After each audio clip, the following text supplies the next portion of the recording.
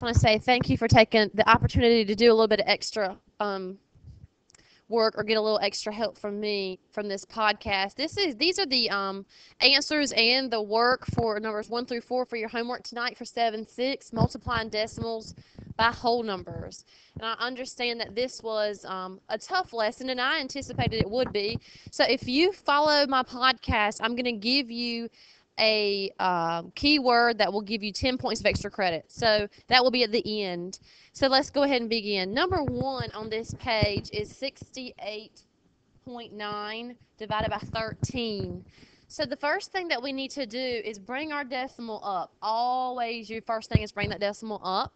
The second thing you ask yourself is how many times does 13 go into 6? We know you cannot take 13 apples from a group of 6 apples.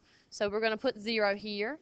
And we're going to go ahead and subtract that, and we have 6 left over. And the reason I want you to do that 0 as your holding place is because today we had some issues with getting our numbers lined up right on top. So let's go ahead and use that placeholder, and I'm going to bring down my 8. How many times does 13 go into 68? I do not expect you to have your 13 times tables memorized. So let's try a couple, and let's just see if we can figure out. I'm going to try 5, just see how it works out. 5 times 3 is 15, and 5 times 1 is 5, plus 1 is 65. If I go any higher, I'm going to go over 68, so I'm going to stick right there with 5, and it goes above here. 65 is 3 times 13 times 5. There are 3 left over, so I'll bring down my 9. How many times does 13 go into 39? I'm going to get rid of my work here so I have some room. Let's try 2. That's not quite enough, so I'm going to do 13 times 3. And that's exactly what I need here. So it goes in there 3 times, and I'm on the other side of my decimal now, which should be natural because you moved that decimal. Take it away, and I'm ending in 0. I can stop here because I have no remainder. Remember that rule. That's number 1. You can pause if you need to write this down. Number 2, 412.3 divided by 35. How many, well, the first thing I do is put my decimal up here. How many times does 35 go into 41? But remember what I said, people were having trouble holding that place value. So I'm going to put my 0. It does not go into 4. Okay, so I have 4 left over. Bring down my 1. 35 goes into 41. I can easily see that if I go any higher than 1 time, it's going to go over. 35 times 1 is 35 with, we got to regroup, 6 left over. Bring down my 2. How many times does 35 go into 62? Well, let's see what is 35 times 2. Let's see if it's too high, we won't use it. That's 10, carry my 1, that's 70. 70 is too high for 62. So I got to stick with 1 again. 35. Got to regroup. This is 7 and 2. 27. You have got to pull down that other number before you try to plug in 35. Okay? Pull down the 3. For the 5. Make sure this goes back. Oh, I did it again. My goodness, it's been a long day. How many times does 35 go into 273? Well, I know it's not 10 times because that would be 350. So that 10's too high. Let's try 9. 35 times 9. This is 45, 27, 28, 29, 30, 31. That's too high. Go down a little bit more. Times 8. That's 40. 8 times 3, 24. Plus 4 is 28. Still too high. I'm thinking 7 is going to be where I need to be. 35, 21, 24. Okay, I'm going to use 7. 245. Got to regroup here. 8, 28 is left over. Okay, I cannot stop here because why? Ask yourself, why can I not stop? I cannot stop because I have a remainder. So I have to make up a 0 here, pull her down. Now, because I did all my work here, this and this, I could easily go back and see, oh, 35 times 8 right here is 280. My work is done. That's why you need to show your work and show every number that you tried, right?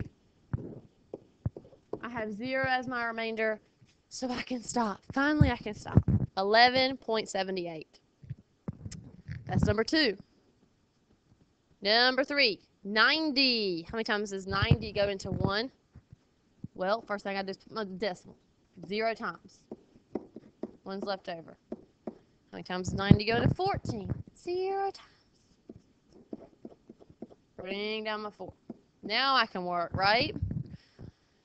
We can see, because we know our 9 times tables, and we know when you are timesing a number by a number that ends in 0, you take it off, mentally work it out, put the 0 back on.